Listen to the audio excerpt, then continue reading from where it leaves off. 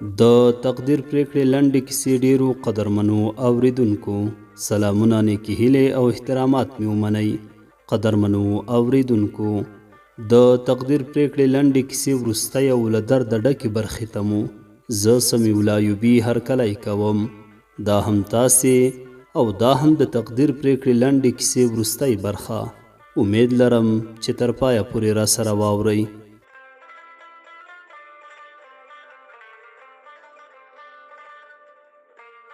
څه ووایم، څه ولیکم، نه پوهېږم، وژاړم او که وخاندم. دا شو زموږ غیرت. د خدای لپاره ما دې هر یوه ته په خپله زنګ وکړ. له ټولو حالاتو مې خبر کړل، د ورور له حالته، د مور له حالته. خو دوی زه ځواب کړم تو لعنت دې وي په داسې غیرت او ناموس.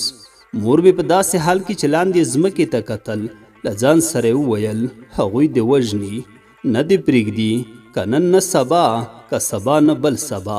مور مې په خپلو لاسونو کې زما مخ ونیوه، په سرو او غړېدلو سترګو یې وویل ستا په سترګو کې اوښکې ښې نه ښکاري لورې، ته دې باید ځان له دې داړونکو ځناور وژغورې.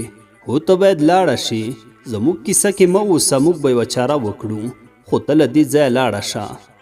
مور ته مې وویل مورې هیله کوم داسې د لیونو په څیر مه غږېږه، دا زموږ کور او زموږ ژوند دی، هیڅوک حق نه لري او نه دا اجازه چاته ورکوم چې موږ ته په لوړو سترګو وګوري. زه چیرته لاړه شمه، چا کره او چاته ورشمه، تر کومې به تښتمه، ما هیڅ نه دي کړي او نه له چا ډارېږمه. زه نه، دوی باید وتښتي. راځه همدا اوس د پولیسو حوزې ته ځو، خپل ټپونه دې ور وښایه، هر څه سمیږي، اندېښنې کولو ته هیڅ اړتیا نشته. ورېندارې مې وویل نه مور دې سم وایي، دا خلک په خپلې ناپوهۍ کې دومره غرق دي چې نه قانون پیژني او نه دولت. دوی خپلې دې بې غیرتۍ ته د غیرت نوم ورکوي او د ناموس په نوم هر هغه ناشونی کار کوي چې هیڅ د تصور وړ نه وي. شاعر هیله کوم زموږ خبرې ومنه، زما د ورور کور ته لاړه شه، خو دلته مه اوسه، هغوی هر وخت راتللی شي. د ورور او د خپلې کورنۍ غم یوه لور ته او د دې خلکو دې ډول ذهنیت او فکر بل لور ته. حق حیرانه په ځای کېناستم، لکه تش کالبوت هیڅ مې فکر کار نه کاوه. مور ته مې وویل چې غواړم ورور مې وګورم، خو هغې ټینګار کوه چې ورور دې په پوره ډول خواشینی دی، خپل درد او د دې خلکو کړنې بس دي، که تا وګوري ښایي ویې نشي زغملی. خو د مور خبرو ته مې غوږ ونه نیوه او سیده د ورور کوټې ته ورغلم. زما یوازینی ورور همغسې بیسیکه او دردمند پروت و. مخې ته یې ودرېدلم، په تندي مې ښکل کړ. ما مې خپل ورور په لومړي ځل ولیده چې له سترګو یې د ناچارۍ اوښکې بهېدلې. ورته مې ویل هیله کوم وروره، هیله کوم ته زموږ قوت او توان یې، که ته داسې وکړې نو موږ به څه کوو؟ هیله کوم ته د چا کیسه کې مه اوسه. د ورور اوښکې مې ورپاکې کړې. ورور مې مخ بل لور ته واړه او پوهېدلم نارینه غیرت یې دا ورسره نه منله چې پیغله خور یې له کوره بهر شپه او ورځ په مزدورۍ پسې وتلې وي. خدای باید منلی وای. مور مې د ورور په مخ کې هم زما د تللو وویل چې د ورېندار پلارګنۍ کره لاړه شمه. ورور مې هم د هو په دود سر وخوځاوه چې یعنې باید لاړه شمه. ما بیا هم نه منله، خو مور مې مجبوره کړم. ټوله شپه ویښه د ورور سر ته ناسته وم. ای خدایه، ای قهار او غفاره ربه، څه ډول مینه او محبت دې د خویندو په زړونو کې د ورونو په وړاندې اچولی دی چې اندازه یې نه کیږي. دا بدمرغه شپه دومره اوږده شوله چې هیڅ نه سبا کېدله. نه پوهېږم کله او څه ډول به ویده شوې وم چې یو وخت مې مور په تندي ښکل کړم او د لمانځه لپاره یې راپورته کړم. هی هغه رښتیا وایي چې غر به در په سر کړم خو طاقت به یې درکړم. هغه سهار یو ځل بیا راغی چې زه له کوره راوتلم. ورور مې له ناچارۍ تر اخره پورې ما ته ونه کتل او مور مې بېهوشه په کټ پرته وه. یوازې ورېندار، کوچنی غورځنګ او هیواد تر دروازې پورې راسره راغلل او زه په داسې حال کې چې هیڅ نه پوهېدم څه کوم، چیرته ځم، چاته ځم. د سړک په لوري راغللمه، له ځانه مې کرکه وشوه. دومره مې خپلې بېوسۍ ته غوسه راتله چې ان د اسمان لور ته مې هم په غوسه کتل. زه د دې ځمکنیو خدایانو دې ډول انصاف ته حق حیرانه وم. دا نو کوم ډول غیرت شو؟ دا کوم ډول وجدان شو؟ خو لکه لاسونه مې چې تړلي وي هیڅ مې په وسه پوره نه وو. زه دومره اندازه په پښو تللی وم چې نوره مې ساه تنګه شوله او پښو مې درد پیدا کړ. خو دا چې چیرته به ځم، چا کره به ځم، هیڅ نه پوهېدلم. موټر ته پورته شوم. یو وخت مې فکر شو د درلمان لوی سړک ته راورسېدلم. ستاسو به هیڅ باور ونه شي چې زه له سهاره په پښو او څپ موټرو کې ټوله ورځ وګرځېدلم، تر دې چې لمر هم نور زما له ستړي حالته ستړی شو او خپلې وړانګې یې ور ټولې کړلې.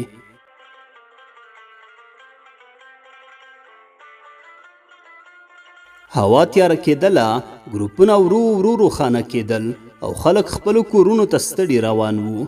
زه دومره له هر څه بې پروا وم چې هیڅ مې د تورې تیارې له خورېدلو ویره نه وه. حال دا چې د دې هېواد په ښارونو، بازارونو او کوڅو کې وروسته له ماښامه د انسانانو په څېره وحشي او داړونکي ځناور راخورېدل. ورو ورو روانه وم. د موټرو ګڼه ګوڼه بیخي ډېره شوې وه. دومره ستړی وم چې هیڅ د تللو سیکه راکې نه وه. آیت کرسي مې وویله، په ځان مې چوف کړه لکه چا چې لاس نیولې موټر ته پورته کړي اوسمه. زه یو ځل بیا د خپل کور په لوري روانه شوم.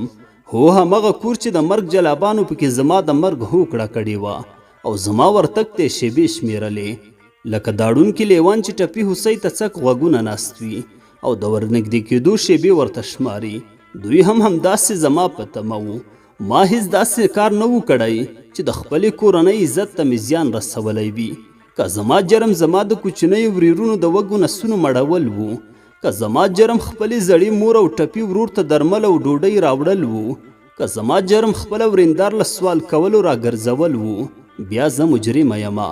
هو، زه دا جرم منمه، خو دوی غوښتل ماته د داسې جرم سزا راکړي چې کول یې څه چې ان ما یې په اړه فکر هم نه و کړی.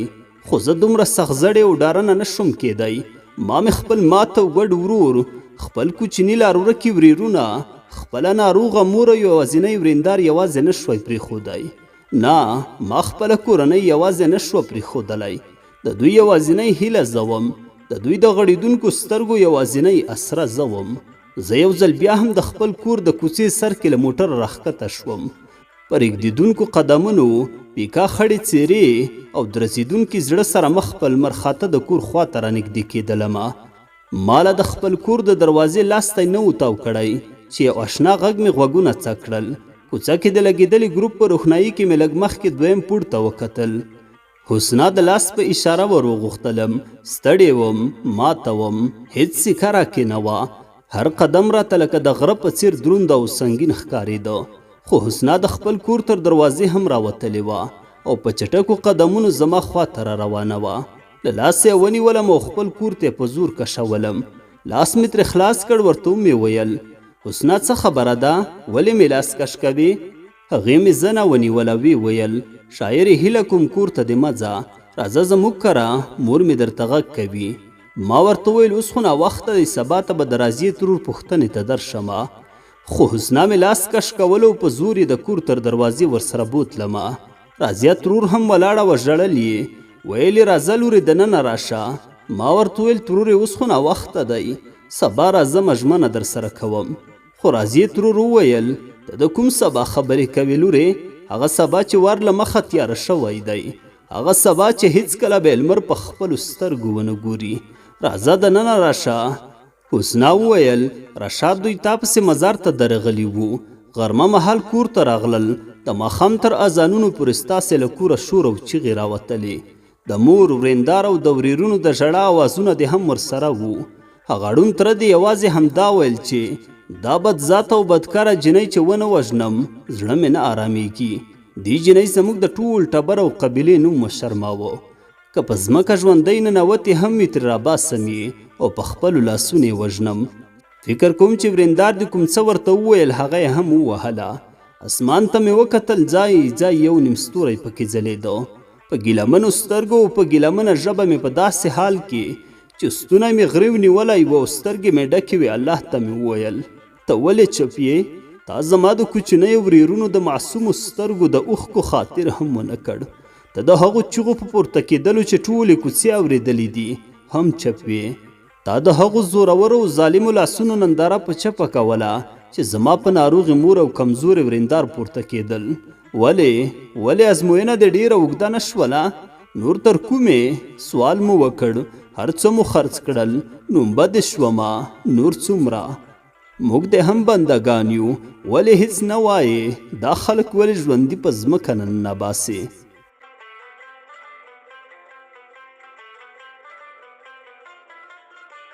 د حسنا او راضیې ترور په ټینګار زه د دوی کور کې پاتې شوم. ټوله شپه ویښه وم او د بام له سره مې د خپل ویجاړ او تلا شوي کور ننداره کوله.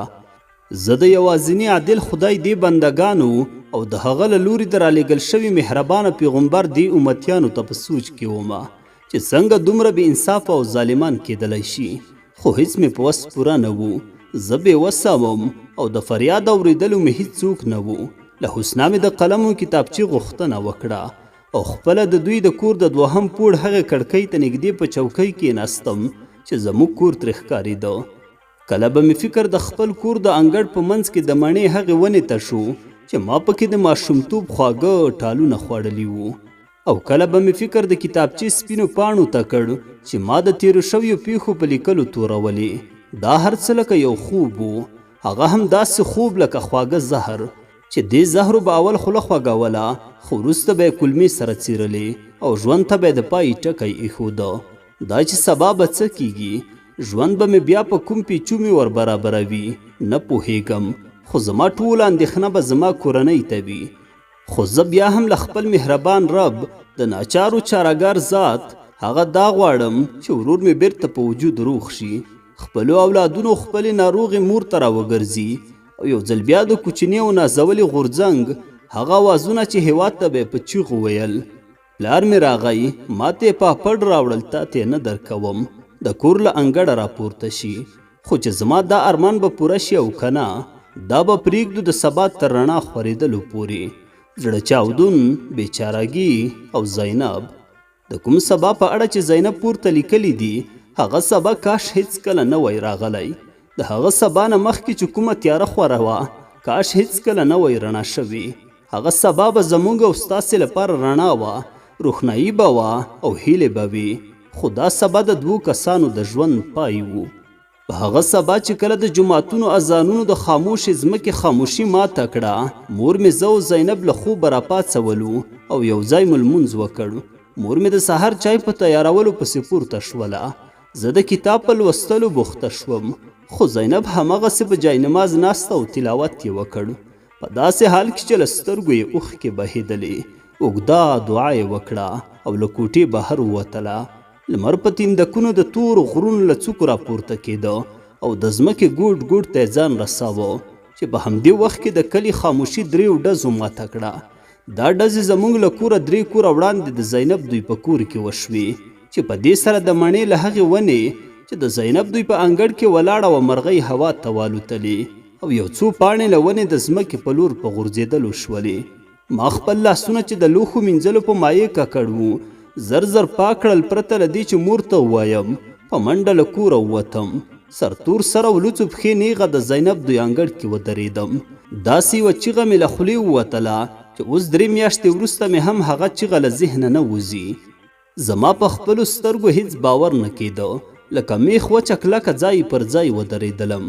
د هغې صحنې په لیدلو سر نږدې و چې سترګې مې بهر راووځي. له ما نه څو قدمه وړاندې زینب او مور یې په سرو وینو کې لت پت پرتې وې. څنګ ته د زینب هغه یو سترګی تره په داسې حال کې چې د وسلې خولې د خپلې پګړۍ په شمله پاکوله ولاړ وو او د منافق په څېر یې سترګې ځلېدلې. د انګړ په بله خوا کې د کوټې مخې ته د زینب ورندار له خپلو 2 زامنو سره چې له چیغو او سورو یې غوږونه کڼېدل ولاړه وه. د تازه بهیدونکو سرو وینو سر دروازې ته نږدې کوچني لښتي ته چې اوبه پکې بهر کوڅې ته وتلې راووت. د زینب مور کله چې د هغه لیوره غوښتل د دې یوازینۍ او بېګناه لور په ګولۍ وولي، د هغه مخې ته درېدلې وه او د ډېرو زاریو او منتونو نه وروسته چې هغه نه په شا کېدله، یوه ګرمه ګولۍ د سینې منځ کې سړه شوې وه. کله چې زینب غوښتل په لګېدلې مور ور ټیټه شي، یوه ګولۍ د زړه په سر او بله په کیڼ اړخ کې ښخه شوه او 2 قدمه وړاندې خپلې زړې مور ته مخامخ په کلکه ځمکه راړنګه شوه، لکه ځمکه چې په حرکت راغلې وي. او زه د زینب مخې ته وروستی ومه، هغه لا ژوندۍ وه. د سترګو تورو کسو یې ورو ورو خپل ځای سپینو ته پرېښوده او زینب په کمزوري آواز همدا ویل چې زه بدلمنې نه یمه. د زینب ښی لاس د هغې د زنې لاندې و او په مړاوو سترګو یې کله خپلې مړې مور او کله به یې خپلو کوچنیو ورېرونو ته کتل. هر څه بې روحه و، داسې حس کېدله لکه د قیامت شپېلۍ چې وهل شوې وي او نړۍ لوټه لوټه له منځه ځي. د زینب سر د هغې له لاسه لاندې په وینو ککړې ځمکې ته راړنګ شو او په اخر ځل د ورور په ویلو سره روح له تنه والود او د 2 تنو مور او لور غبرګې جنازې قضا مازدیګر په داسې حال کې چې پرته له یوې ښځې او 2 کوچنیو هلکانو خپلوانو د کلي نارینهو او ښځو د کلي هدیرې ته وروړي او دواړه مور او لور د تورو خاورو لاندې شوې. 3 اونۍ وروسته هر سهار وختي به زموږ له کوڅې یوه ځوانه ښځه چې زړه شکېدلې چادري به یې په سر وه له کوڅې وتله او قضا مازدیګر په داسې حال کې چې له سوال کولو څخه به ستړې ستومانه راستنه شوه. د زینب دوی په کور به ورننوتله. په دې کور کې اوس 3 تنه وو. د زینب نیممړ ژوندی ورور، ورېندار یې او 8 کلن وراره یې هېواد چې خپل کشر ورور غورځنګ یې د کور په کرایه کې ترې د کور خاوند بیل کړی و.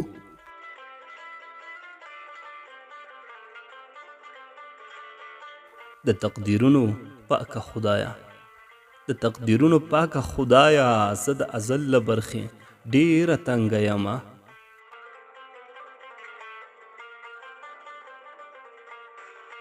په ما به ښې ورځې رانشي، په ما به ښې ورځې رانشي، ګډوډ خوبونه مې بېګا لیدلي دینه.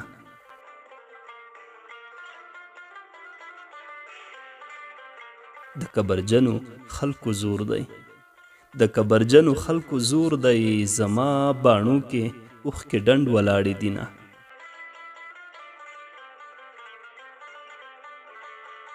چې مې د سخت یار خبرېږي، چې مې د سخت یار خبرېږي، په ما به درد د زړګي څه کړي وینه.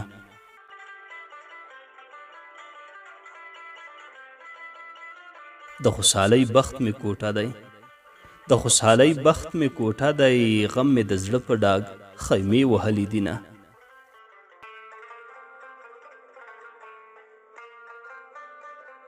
که د راتلو دې اراده وي، که د راتلو دې اراده وي، بیړه راوکړه اخري شېبې مې دینه.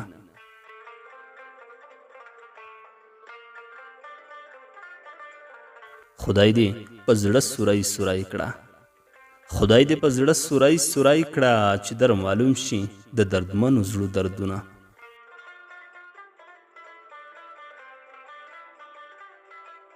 تاوان د دواړو برابر دی، تاوان د دواړو برابر دی، ما ته بایللې تازه بایللی یمه.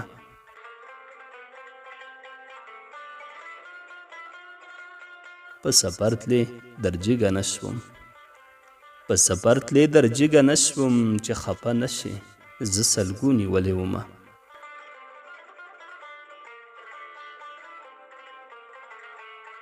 نورې خیرې به درته نه کړم، نورې خیرې به درته نه کړم، د وړکي غږ دې په کور مه وشه مینه.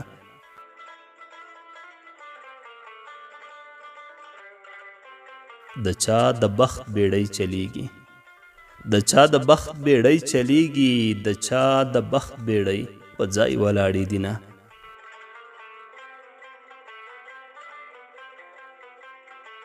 درنو او ډیرو قدرمنو اوریدونکو، دا وه د تقدیر پریکړې لنډه کیسه چې ما سمیع الله ایوبي درته په مکمل ډول نشر کړه او تاسو راسره تر پایه پورې واورېده. اوس نو تاسې دا راته ووایئ چې کیسه څنګه وه؟ آیا د کیسې لوستل ستاسو لپاره مثبت تمام شول او که منفي؟ آیا د کیسې څخه مو څه زده کړل؟ آیا تاسو په ژوند کې له داسې پیښو او ناخوالو سره کله مخ شوي یاست او که نه؟ که کیسه مو تر پایه پورې اورېدلې وي نو نظر مو حتما را سره په کمنټ کې شریک کړئ. یادونه خوږو او قدرمنو اوریدونکو، تاسې هم کولی شئ چې د خپلې خوښې ناول نوم راته په کمنټ کې ولیکئ تر څو په راتلونکي کې درته نشر کړو. تر بل ناول پورې مو په لوی څښتن تعالی سپارم. ښاد و آباد اوسئ.